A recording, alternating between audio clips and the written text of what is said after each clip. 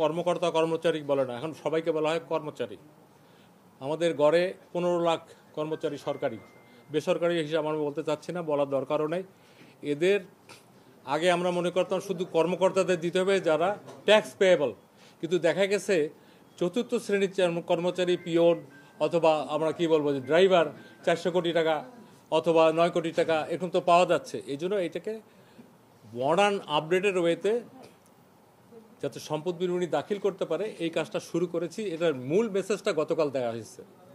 আপনাদের অনেকের কাছে প্রশ্ন ছিল কবে, কে, কোথায়, কিভাবে দিবে। আমরা দুর্নীতি বলতে দুদক বুঝি।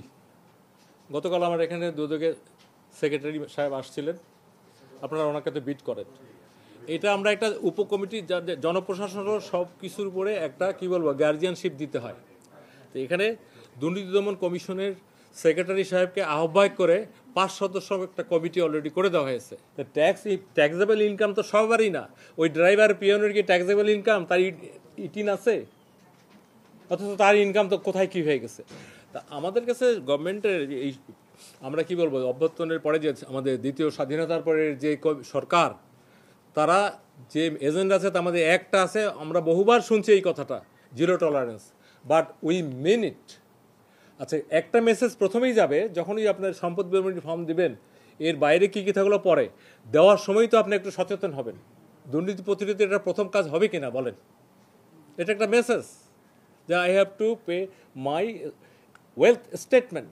শুধু ব্যাংক অ্যাকাউন্ট না, এর সাথে কোথায় কী আছে, জমি জমা, সঞ্চয়পত্র, মানে আমি যদি সম্পদের বিবরণ দেই, এই কমিটিটা যখন হবে, টিওআর হবে, কবে কোথায় কে কীভাবে জমা দেবে, তখন আমরা ওই তালিকাও দিয়ে দেবো সম্পদের মধ্যে কী কী, কার কত কী সম্পদ। এটা দিলে আমি মনে করি পরিবারগুলো সেভ হবে।